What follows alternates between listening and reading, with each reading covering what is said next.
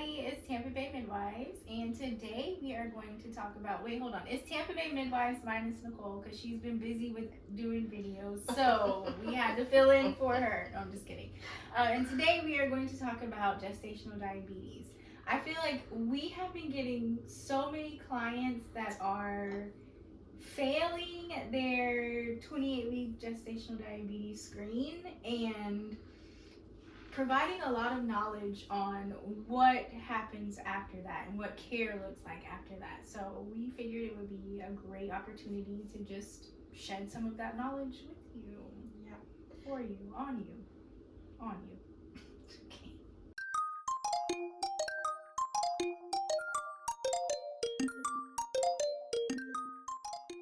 So, what is gestational diabetes? So, gestational diabetes is when the placental hormones blocks your body's production of insulin.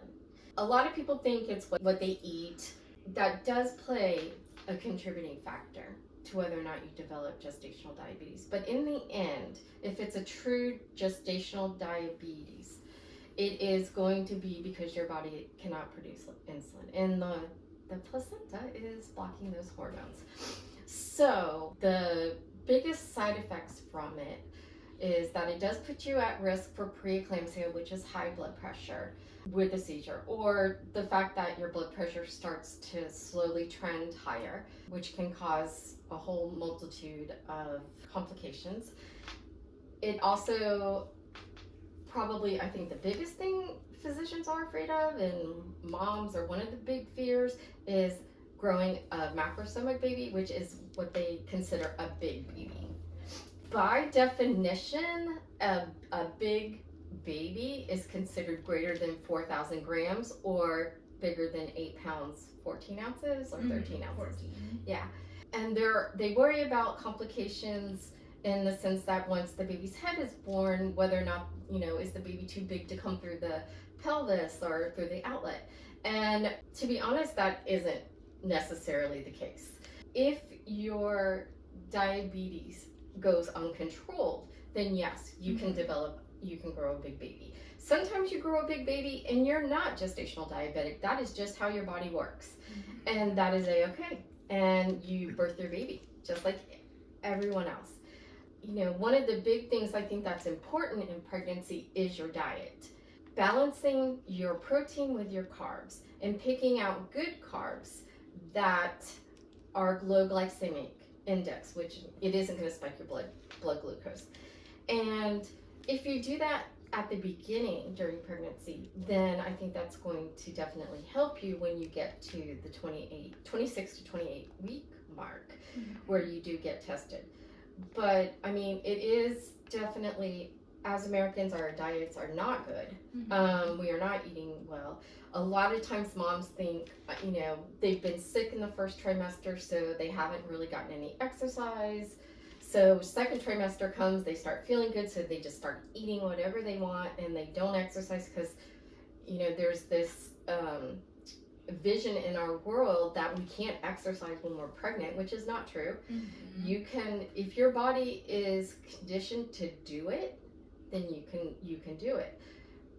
Our other sister midwife was just at a marathon, and there was a very, very pregnant person running the marathon. And doing pretty good at it.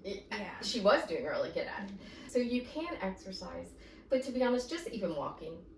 Walking a couple times a week is going to help lower your blood glucose. There are other things that come into play. It could be hereditary genetics. There could be sometimes even ethnicity, at least that's what they say. Age. Sometimes some people will fail the 1 hour. I have found once they do get past 35. I don't know why.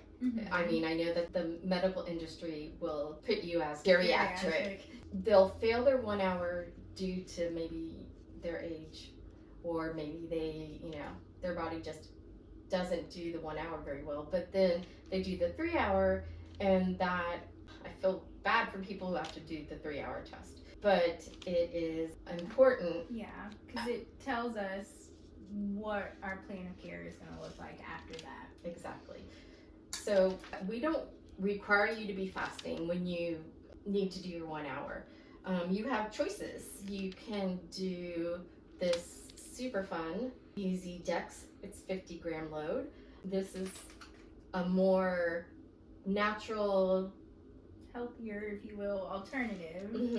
It's non-GMO, gluten-free, and no additives. Called the Fresh Test.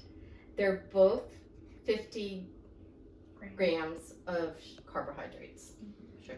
So you come in, you drink this, or we mix this up and you drink this, and after an hour we will draw your blood and send it to the lab to check your glucose. If you're over the threshold, then we will require you to do the 3-hour glucose, which is, you do go to the lab for that, and you go ahead and you are fasting. I do always recommend hydrate. Get some good protein the night before. Go in, you have to go first thing in the morning. They are going to ask you to do 100-gram loading dose, which is 2 of these. But to be honest, I think it's the same size, just more concentrated. And they do have the Fresh Test in 100 grams also. They draw your blood fasting, then at 1 hour, 2 hours, and 3 hours. And then based on those 4 results, if you've failed 2 of them, then you're considered gestational diabetic.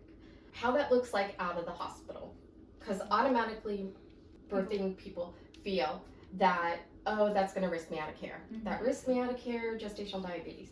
So what I found over the years is that it doesn't necessarily risk you out of care. It just means that we need to keep a close eye on you, and it will require a consultation with maternal and fetal medicine to do co-care. It usually does mean diet changes. It does mean getting a little bit of exercise. Most of the people that have come through my care that have technically been diagnosed as gestational diabetic have been able to have an out-of-hospital birth with a baby that was never over 8 pounds. So that is super important. So they were able to control it by diet and exercise, and that is our goal. And then also picking and choosing your foods carefully. It doesn't mean you can't treat yourself sometimes. It just means that you really just need to watch it. What does it look like if you are positive for gestational diabetes?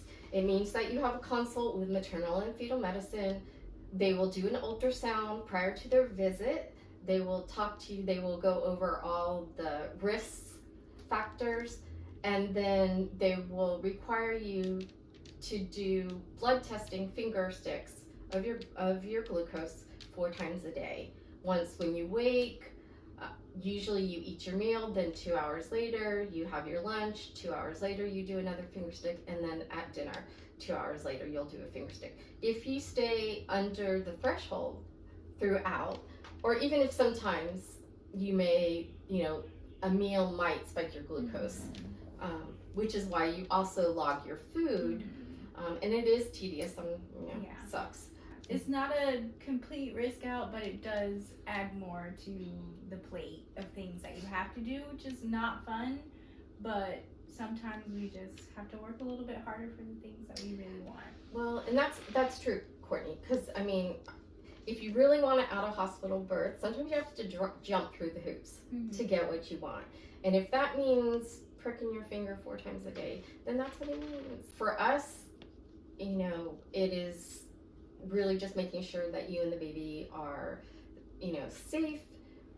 Like I said, most of the people who have come through my care that have actually tested positive for gestational diabetes actually were hypoglycemic in the end. So watching that very last number is really important, because it could be that they go the other way. So once they start testing themselves and they're telling me that they're dizzy and they can't, they're having visual disturbances, it's not something else. It's the fact that now blood sugar is too low now. Their blood sugar is too low. So recently we've seen a spike in people failing their 1 hour. So doing perfectly fine on their 3 hours. Absolutely.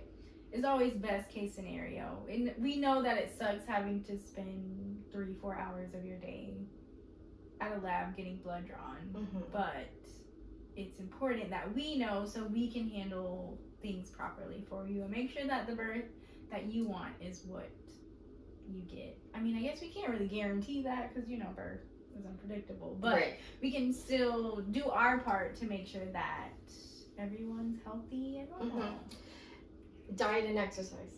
It's, to be honest, what in pregnancy people always say, what can I do? What can I do?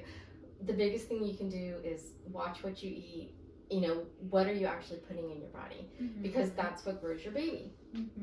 If you eat a lot of sugar and carbs, you're going to grow a baby that's, you know, that is bigger and, you know, but if you, you know, are able to balance it. Out. And that's the key word. Yeah, this is not us saying that like you need to eat only organic foods and shop at Sprouts and Whole Foods. This is just, you have to be a little more mindful of what you put into your body. Protein versus carbs. And then picking what works for you. Foods that may spike your sugar won't spike mine the same way. So our bodies are different, and I think that's important to acknowledge that. Yeah. And, you know, we're lucky that maternal and fetal medicine definitely takes care of our moms and our parents and does consultations, because that way they can stay in care. Because otherwise, they wouldn't have choices. They won't have too many options. This is also a great time for partners to get involved because they can do a little bit of research too for things that don't spike your blood sugar. And I'm just thinking of one particular dad that I'm thinking about his date brownies that he was very excited to tell me about.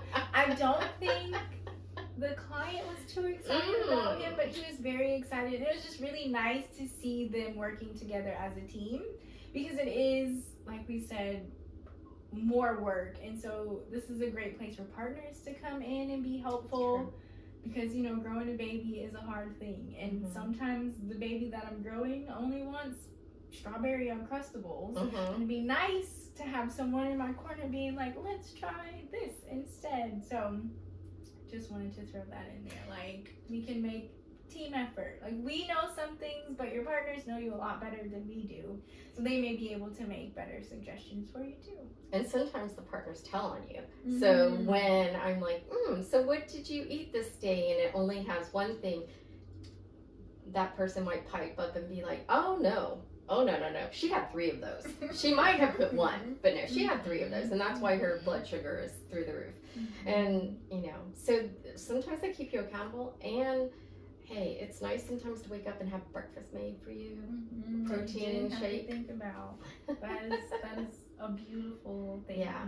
So, I mean, the takeaway is gestational diabetes does not risk you out of care.